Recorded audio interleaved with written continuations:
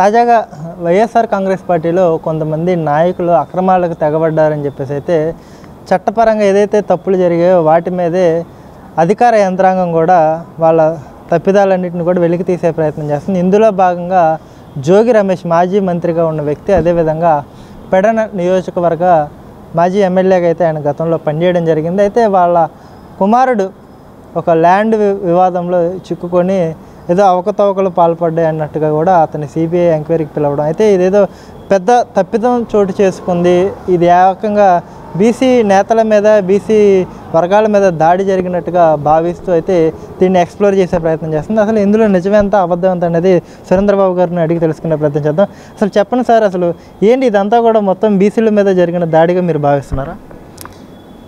ఇది కావాలని చెప్పేసి జోగి రమేష్ గారు, వైసీపీలో ఉన్న కొంతమంది నాయకులు నిన్న ఎవరైతే వెళ్ళారో మేరుగు నాగార్జున గారు, ఎల్లంపల్లి శ్రీను గారు, దేవినేని అవినాష్ గారు, తర్వాత పేరు నాని గారు, వీళ్ళందరూ కూడా బీసీల మీద దాడి జరిగింది అని వాళ్ళు చెప్పడం జరిగింది. ఆయన గొంతు నొక్కేయాలని ప్రయత్నం చేస్తున్నారని. జోగి రమేష్ గారు అయితే ఏకంగా గౌడు కులం మీద జరిగిన దాడి అని చెప్తున్నాడు. నిజంగా గౌడు కులం మీద దాడి అని అనటానికి ఏ ఒక్క ఆధారం లేదు. ఎందుకనంటే ఈయన ప్రతి క్షణం కూడా ఎవరైతే రాజకీయ నాయకులు ఉన్నారో ఆయన మీద దాడి జరిగినప్పుడు వీళ్ళు కులానికి ఏమీ చేయరు, సమాజాన్ని పట్టించుకోరు, కనీసం నియోజకవర్గాలను కూడా పట్టించుకోరు. వీళ్ళ దగ్గరికి వచ్చేసరికి మాత్రం కులము సమాజము అన్నీ ఎక్కడ లేనని గుర్తుకొస్తామట. ఆ విధంగా నిజంగా అమర్నాథ్ గౌడ్ అనే కుర్రోడు వాళ్ళ అక్కని ఏడిపిస్తున్నారని చెప్పేసి ఎందుకు ఏడిపిస్తున్నారని అడిగినందుకు మైనర్ బాలుడి మీద కిరోసిన్ పోసి తగలబెట్టేస్తే అప్పుడు గౌడు కులంగా ఉన్న నువ్వు మినిస్టర్ కదా, మంత్రి, అప్పుడు ఆయన ఏం చేశాడు? వెళ్ళి కొంతమంది బీసీ సంఘాలు వెళ్ళి అన్నా ఇక్కడ అన్యాయం జరిగింది, మీరే ఏదో ఒకటి చేసి జగన్ గారికి చెప్పి న్యాయం చేయాలని అంటే, కులం కార్డు తీసుకుని నా దగ్గర రావద్దు, రాజకీయాలు కులం కార్డు అడ్డు పెట్టొద్దని చెప్పిన దుర్మార్గమైన నాయకుడు ఎవరైనా ఉన్నాడంటే జోగి రమేష్. ఈరోజు బీసీ కులాన్ని గౌడు కులాన్ని ఉపయోగించుకుంటున్నారు, అది గుర్తుంచుకోవాలి. తర్వాత సిఐడి అటాచ్మెంట్ చేసిన ఏదైతే భూములు ఉన్నాయో ఆ సర్వే నెంబర్లో మార్పులు చేసి మరి మండల సర్వేను కానివ్వండి సచివాలయ సర్వేను కానీ ఎందుకు అరెస్ట్ చేశారు? తప్పు చేయబట్టే కదా, పూర్తి ఎవిడెన్స్ ఉండబట్టి అరెస్ట్ చేశారు. పథకం ప్రకారం అయిన పేపర్లో కూడా స్టేట్మెంట్ ఇచ్చి, పేపర్లో ఎవరు స్టేట్మెంట్లు ఎవరు కొనేటప్పుడు అమ్మేటప్పుడు ఎక్కడన్నా ఎంఆర్ఓ ఆఫీసుల్లో లేదంటే విఆర్ఓ ఆఫీసుల్లో ఆర్డీఓ ఆఫీసుల్లో రిజిస్టర్ ఆఫీసులో చెక్ చేసుకుంటారు. లేదా తన సరిహద్దులు ఎవరైతే ఉన్నారో సరిహద్దులో వాళ్ళ దగ్గరికి వెళ్ళి ఇది నిజంగా భూమి ఉందా లేదని కనుక్కుంటారు. ఈయన మంత్రి, ఆయనకు పెద్ద వ్యవస్థ ఉంది, ఇవన్నీ తెలుసుకోవచ్చు కదా. ఇవన్నీ కాకుండా పేపర్లో స్టేట్మెంట్ ఇచ్చాడంటే ఏంటి కారణం? పథకం ప్రకారమే దీనిలోంచి తప్పించుకోవడానికి ఈ భూమిని కాజేయడానికి చేసిన ప్రయత్నం ఇది. మరి వాళ్ళ కొడుకు అమాయకుడు చిన్నవాడు అని చెప్తున్నాడు. అమాయకుడేం కాదే, అమెరికాలో చదువుకొని వచ్చాడు, ఎంఎస్సీ చేసి వచ్చాడు, పెద్ద కంపెనీలో జాబ్ చేస్తున్నాడు, ఎలక్షన్ క్యాంపెయిన్లో చాలా యాక్టివ్గా పాల్గొన్నాడు.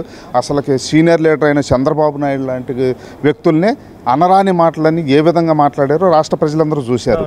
వాళ్ళ నాన్న మించి మాట్లాడాడు. అలాంటి వ్యక్తి ఆ రోజు వాళ్ళ అమ్మ ఏమీ చెప్పకుండా, వాళ్ళ తండ్రి ఏమీ చెప్పుకోకుండా, కనీసం మందలించుకోకుండా ఈరోజు అమ్మో నా కొడుకుని అరెస్ట్ చేస్తున్నారని ముసల కన్నీరు కారిస్తే ఏం సుఖం? ఏమీ లేదు. అభం శుభం తెలియని వ్యక్తి కాదు. అమెరికా వెళ్ళి ఇంకా ఎలా కుట్రలు చేయాలో నేర్చుకుని వచ్చిన వ్యక్తి, ఎలా ఇక్కడ భూములు కాజేయాలి, ఎలా దందాలు చేయాలని నేర్చుకుని వచ్చిన వ్యక్తి. ఇది దీంట్లో తప్పు లేదు. వాళ్ళ తండ్రి మీద కూడా చర్యలు తీసుకోవాలని మేము కోరుతున్నాం.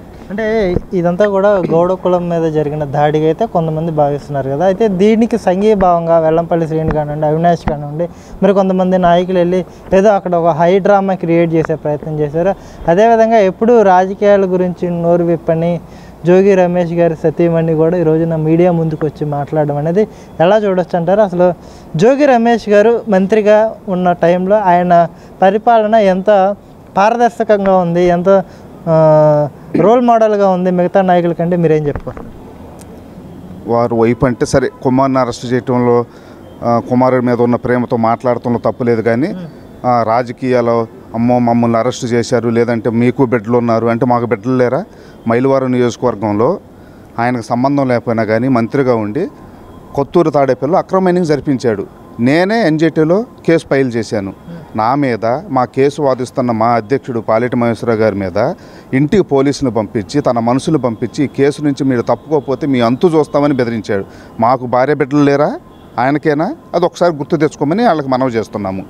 ఆయన పరిపాలన ఎలాగుందంటే పెడ నియోజకవర్గంలో ఎవరిని అడిగినా కానీ చెప్తారు. ఎందుకంటే మడ అడవులు అనే ఏదైతే ఉందో కుత్తివెన్ని మండలంలో 500 ఎకరాల పైగా అక్రమ చెరువులు తవ్వించుకొని తన అనుచరుల చేత ఇది చేసిన వ్యక్తి జోగి రమేష్. దాని మీద ఎంక్వైరీ చేయాల్సిన అవసరం ఉంది. ప్రతి ఒక్క పదవికి కూడా ఈయన ఒక రేటు కట్టేవాడు. ఏదైతే కార్పొరేషన్ చైర్మన్ ఉందో, ఇప్పుడు మున్సిపాలిటీ చైర్మన్, దానికి 2.5 సంవత్సరాలకు గాను 50 లక్షలు తీసుకొని మళ్ళీ 2.5 సంవత్సరాలకు ఇంకొక 50 లక్షలు, వైస్ చైర్మన్ ఇస్తానని చెప్పేసి ఇద్దరి దగ్గర 25 లక్షలు 25 లక్షలు, అలాగే కోఆపరేటివ్ బ్యాంకు సొసైటీ ఏదైతే ఉందో దానికి 30 లక్షలు, ఈ విధంగా ప్రతి వానికి డబ్బులు తీసుకున్నాడు. అంతేకాకుండా ఈ రాష్ట్ర చరిత్రలో, ఈ జిల్లా చరిత్రలో ఎప్పుడూ లేని విధంగా కొడాలి నాని అంటే అది వేరే, వంశీ అంటే వేరే, వాళ్ళు చేస్తున్నారని అందరికీ తెలుసు. వాళ్ళని మించిపోయి వాళ్ళకి ధీటుగా, వాళ్ళకంటే ఒక అడుగు ఎక్కువగానే తన నియోజకవర్గంలో పేకాట శిబిరాలని నిర్వహించి రోజుకి వచ్చేసి దాదాపుగా 10 లక్షల రూపాయల వరకు ఆదాయం సంపాదించిన వ్యక్తి జోగి రమేష్ గారు. ఆయన అనుసరణ పెట్టుకొని పేకాట శిబిరాలు స్వచ్ఛందంగా నడిపించాడు. ఇవన్నీ చేసుకుంటే ఎలాంటి పాలన చేశాడంటానికి ఇది ఒక పెద్ద ఎగ్జాంపుల్. తర్వాత ఈయన కాలంలో, ఈయన మంత్రిగా ఉన్నప్పుడు కానీ, ఎమ్మెల్యేగా ఉన్నప్పుడు కానీ, మైలవరం నియోజకవర్గానికి సంబంధించిన, ఎందుకంటే ఆ నియోజకవర్గానికి పుట్టి పెరిగినోడు కాబట్టి ఆ నియోజకవర్గానికి సంబంధించిన వ్యక్తులకు కానీ, లేదా పెడ నియోజకవర్గానికి సంబంధించిన వ్యక్తులకు కానీ, కొత్తగా ఇక్కడికి వచ్చిన పెనంలూరు నియోజకవర్గంలో కానీ ఏ గౌడ కులానికి కానీ, ఎస్సీ కులానికి కానీ నేను పలానా వాళ్ళకి ఈ పని చేసి పెట్టాను, వాళ్ళకి ఈ మేలు చేసి పెట్టాను, నేను వాళ్ళకి సపోర్ట్గా ఉన్నాను, దమ్ముంటే ధైర్యంగా వచ్చి చెప్పమను, పేర్లు చెప్పి ఇదిగో పలానా సురేంద్రబాబు నా దగ్గరికి వచ్చాడు, వాడికి ఈ పని చేసి పెట్టాను, పలానా ఆనంద్ నా దగ్గరికి వచ్చాడు, ఈ పని చేసి పెట్టానని ఛాలెంజ్ చేస్తున్నాను చెప్పమను. దమ్ముంటే ఛాలెంజ్ చేస్తున్నా కదా జోగి రమేష్కి, దమ్ము ధైర్యం ఉంటే చేయమనండి. ఎవరికి చేశారంటారు? జగన్మోహన్ రెడ్డి గారు ఏది తిట్టమంటే తిట్టడం, ఎగరమంటే ఎగరటం, కూర్చోమంటే కూర్చోవటం, ఆయన ఆనందం కోసం ఆయన అన్నీ చేశాడు.